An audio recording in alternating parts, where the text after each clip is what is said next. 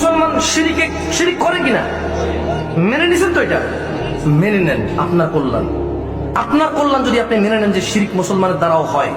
আর যদি কোনো কিছুকে আপনার শিরিক না মনে হয়, আল্লাহর ঘর মসজিদ ব্যতীত অন্য কোনো ঘরে যাওয়া, আল্লাহ ব্যতীত অন্য কারো কাছে নত হওয়া, আল্লাহ ব্যতীত অন্য কারো কাছে যাওয়া, এগুলো যদি শিরিক না মনে হয়, ডাইরেক্ট একেবারে সরাসরি মুহাম্মদ সাল্লাল্লাহু আলাইহি ওয়াসাল্লাম থেকে কথা আছে যে মানুষ, মহিলা অথবা পুরুষ, তার মধ্যে এই দুইটা মহিলা পুরুষ এগুলোর মধ্যে যেটা নামাজ পড়ে ওটা মুমিন রাসূলের উম্মত, যেটা নামাজ পড়ে না ওটা কাফের মুশরিক।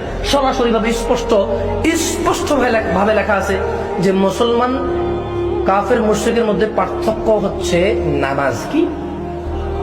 আল্লাহ আমাদের অপরাধগুলোকে ক্ষমা করুন, আল্লাহ আমাদেরকে শিরিক মুক্ত ইবাদত করার তৌফিক দান করুন, আল্লাহ আমাদের সমস্ত গুনাহকে নেকিতে পরিবর্তন করে দিন, আল্লাহ সুবহানাহু ওয়া তাআলা আমাদের দরিদ্রতা মিটিয়ে দিন, তিনি আমাদের সুস্থ করে দিন।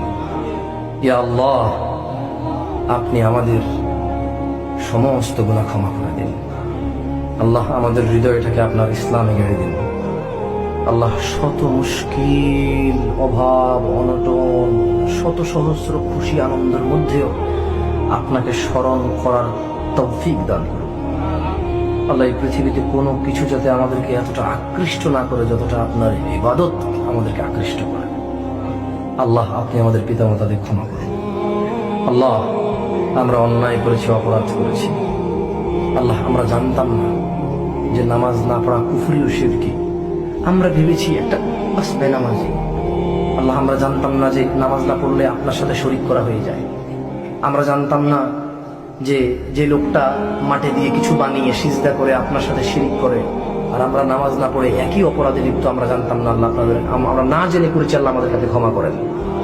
এবং আল্লাহ আপনি আমাদেরকে 5 ওয়াক্ত নামাজ পড়ার তৌফিক দান করুন।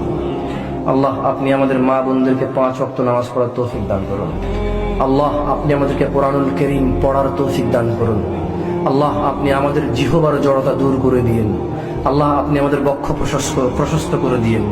ওয়া আখির দাওয়ানা আলহামদুলিল্লাহি রাব্বিল আলামিন।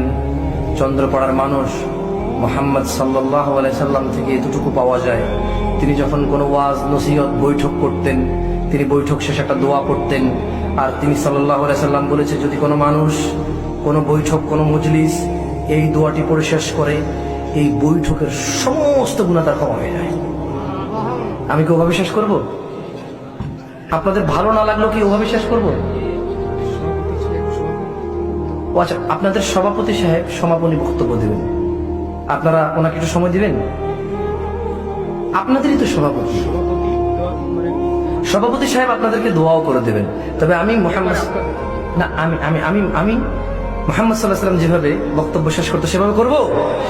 কারণ এতে একটা বেনিফিট আমি বলেছি যে আপনি আপনাদের মুহাদ্দিসদেরকে জিজ্ঞেস করেন যে রাসূল সাল্লাল্লাহু আলাইহি ওয়াসাল্লাম বৈঠক কিভাবে শেষ করতেন। তিনি বলতেন, সুবহানাকা আল্লাহুম্মা ওয়া বিহামদিকা আশহাদু আল্লা ইলাহা ইল্লা আনতা আস্তাগফিরুকা ওয়া আতুবু ইলাইক।